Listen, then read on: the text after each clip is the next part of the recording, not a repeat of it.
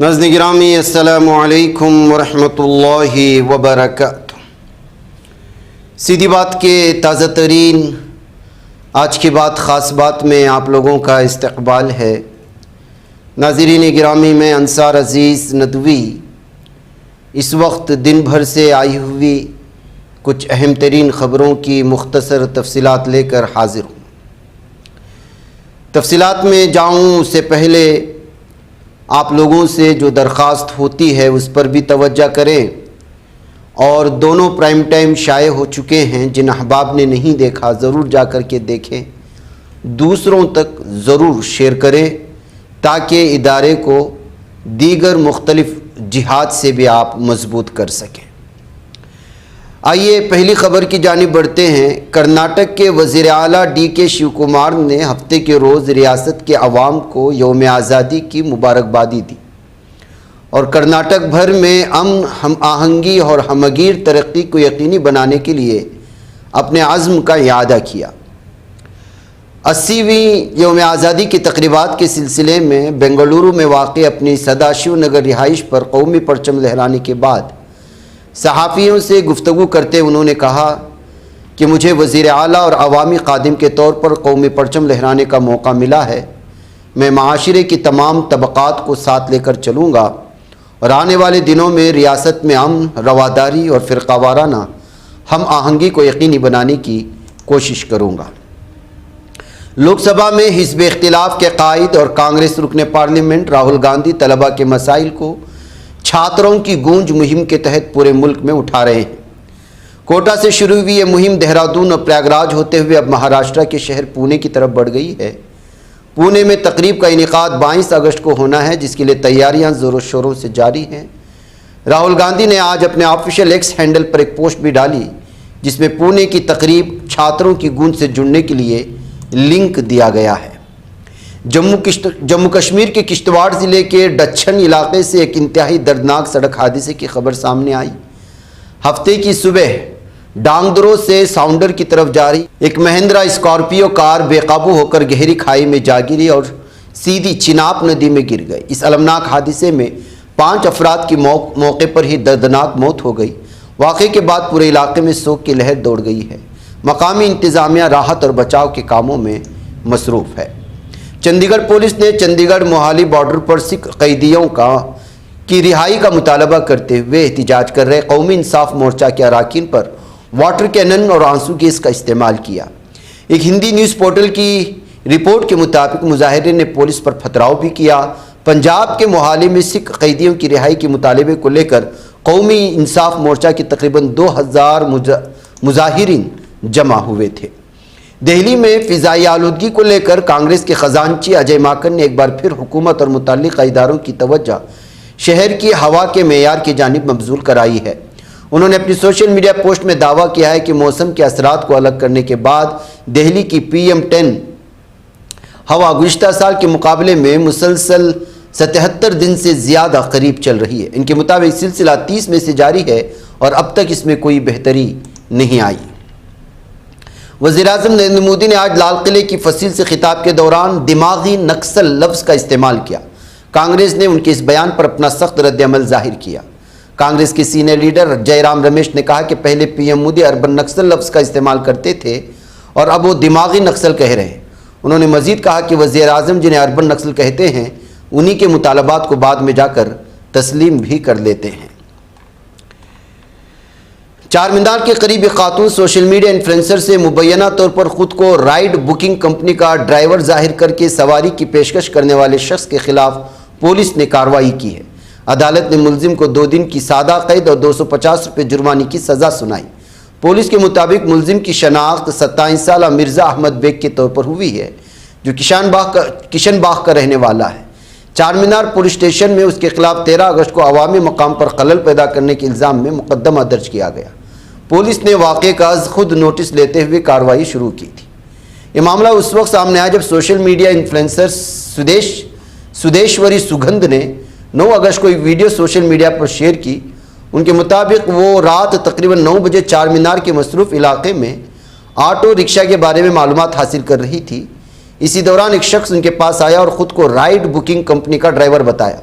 خاتون کے مطابق شخص نے انہیں اپنی گاڑی میں چھوڑنے کی کوشش کی، تاہم گاڑی پر درست نمبر پلیٹ موجود نہیں تھی۔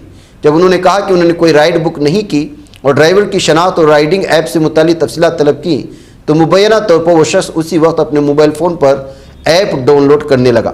واقعے کی ویڈیو سوشل میڈیا پر تیزی سے وائرل ہو گئی۔ اس کے بعد بعض لوگوں نے معاملے کو مذہبی اور سیاسی رنگ دینے کی کوشش کی، جس پر انفلوئنسر نے وضاحت کی کہ ان کا مقصد کسی مذہب یا برادری کو نشانہ بنانا نہیں تھا۔ ان کے مطابق اعتراض صرف مبینہ رویے اور مشتبہ انداز میں سواری کی پیشکش کرنا تھا۔ یوم آزادی کی تقریب کی تیاریوں کے دوران اسکول کی چھوٹی حفاظتی دیوار اچانک منہدم ہو گئی، جس کے نتیجے میں کم عمر طالب علم کی موت ہو گئی جبکہ دیگر طلباء شدید زخمی ہو گئے۔ یہ افسوسناک واقعہ اتر پردیش کے سنبھل ضلع میں پیش آیا ہے۔ مقامی رپورٹس کے مطابق سنبھل ضلع کے پبلک اسکول میں ہفتے کو یوم آزادی کی تقریب کے لیے اساتذہ اور طلباء انتظام میں مصروف تھے۔ اسی دوران کچھ طلباء چھت پر قومی پرچم نصب کرنے کے لیے حفاظتی دیوار کے اوپر سے گزرنے کی کوشش کر رہے تھے۔ اسی وقت اچانک دیوار منہدم ہو گئی اور طلباء دیوار کے ملبے کے ساتھ نیچے گر گئے۔ ملبے تلے دب جانے کے باعث 6 سالہ طالب علم کے موقع پر ہی موت ہو گئی جبکہ 2 دیگر طلباء شدید زخمی ہوئے۔ واقعے کی اطلاع ملتی پولیس، ضلعی انتظامیہ اور محکمہ تعلیم کے حکام موقع پر پہنچ گئے۔ ای چالان کے نام پر موصول ہونے والی مشتبہ APK کے فائل انسٹال کرنا جگتیال کے ایک شخص کو مہنگا پڑ گیا۔ سائبر فراڈ کے نتیجے میں اس کے بینک اکاؤنٹ سے 4,15,000 روپے غائب ہو گئے۔ تفصیلات کے مطابق جگتیال شہر کے رہنے والے اشوک کو واٹس ایپ پر ای چالان کے نام سے APK فائل موصول ہوئی۔ اسے سرکاری اطلاع سمجھ کر اشوک نے فائل اپنے موبائل فون میں انسٹال کر لی۔ فائل انسٹال کرنے کی کچھ ہی دیر بعد اس کے بینک اکاؤنٹ سے مسلسل رقم کی منتقلی شروع ہو گئی۔ بعد میں اشوک نے جانچ کی تو معلوم ہوا کہ اس کے اکاؤنٹ سے مجموعی طور پر 4,15,000 روپے نکال لیے گئے۔ اسی وجہ سے ناظرین گرامی، کوئی بھی لنک اگر آپ کے موبائل میں آتی ہے، چاہے واٹس ایپ کے ذریعے سے ہو، انسٹاگرام کے ذریعے سے ہو یا ڈائریکٹ میسیج میں آ رہی ہو، اس کو ہرگز کلک نہ کریں اگر اس کے ذریعے سے آپ کا کوئی واسطہ نہ ہو۔ بصورت دیگر یہ لنکس آپ کے موبائل کو ہیک کر لیتی ہیں اور آپ کی ساری تفصیلات ان کے پاس چلی جاتی ہیں، حتیٰ کہ اگر اس موبائل میں آپ کا بینک اکاؤنٹ ہے اور اس میں شامل ہے تو وہ بھی تفصیلات اس کے پاس چلی جاتی ہیں اور ہیکر کو جو ہے آپ کی اکاؤنٹ سے رقم نکالنے میں رتی بھر بھی دیر نہیں ہوتی، جس کے چلتے آپ کچھ ہی لمحوں میں کنگال ہو سکتے ہیں۔ اس لیے چوکن نہ رہنے کی ضرورت ہے۔ حیدرآباد میں ایک حیران کن واقعہ سامنے آیا جہاں ایک شخص نے جس گھر میں اسے پناہ دی اور کھانا دیا، اسی کے گھر کے مالک کی بیوی کو مبینہ طور پر اپنے ساتھ لے کر فرار ہو گیا۔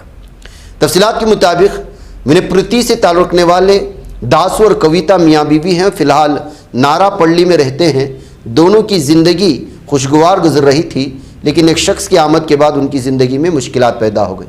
تقریباً 2 سال قبل کویتا کے پاؤں میں شدید چوٹ لگی تھی، اس کے بعد اس کا ایک پاؤں کاٹنا پڑا۔ اس کے بعد وہ زیادہ تر گھر پر ہی رہتی تھی۔ تقریباً 5 ماہ قبل داسو کی ملاقات کریم نامی شخص سے ہوئی۔ کریم نے داسو کو بتایا کہ اس کا کوئی نہیں اور وہ ایک یتیم اور بے سہارا ہے۔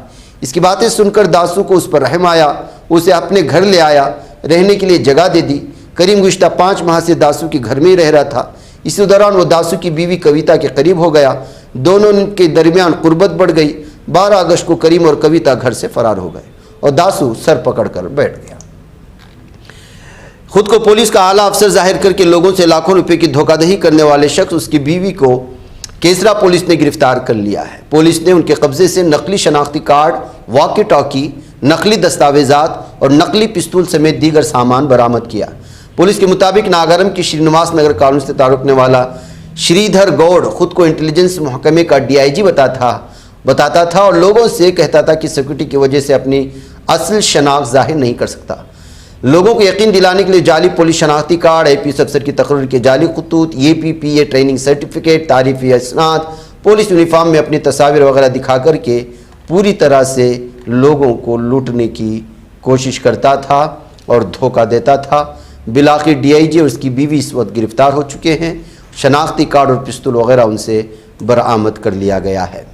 افغانستان میں طالبانی حکومت کے 5 برس مکمل ہو گئے ہیں۔ ہفتے کے روز طالبان حکومت اس موقع کو آزادی اور ملک میں سیکورٹی کے طور پر منا رہی ہے۔ راجدھانی کابل میں اس ہفتے جگہ جگہ اسلامک عمارت اور افغانستان کے سفید پرچم لگائے گئے ہیں۔ دیواروں پر نئے میورل بنائے گئے جن پر لکھا گیا ہے آزادی، وقار، فخر اور شناخت کی علامت ہے۔ इंडोनेशिया की शिमाली समाट्रा के इलाके में हफ्ते के रोज 6.8 शिदत का जलजला आया। 12 घंटे के अंदर इंडोनेशिया में दूसरी बार शदीद जलजला आया है। ये झटका मुल्क के मशरक़ी हिस्से में 7.7 शिदत के ताकतवर जलजले के चंद घंटे बाद महसूस किया गया। इब्तिदाई रिपोर्ट्स में शिमाली समाट्रा के जलजले की शिद्दत 6.8 बताई गई।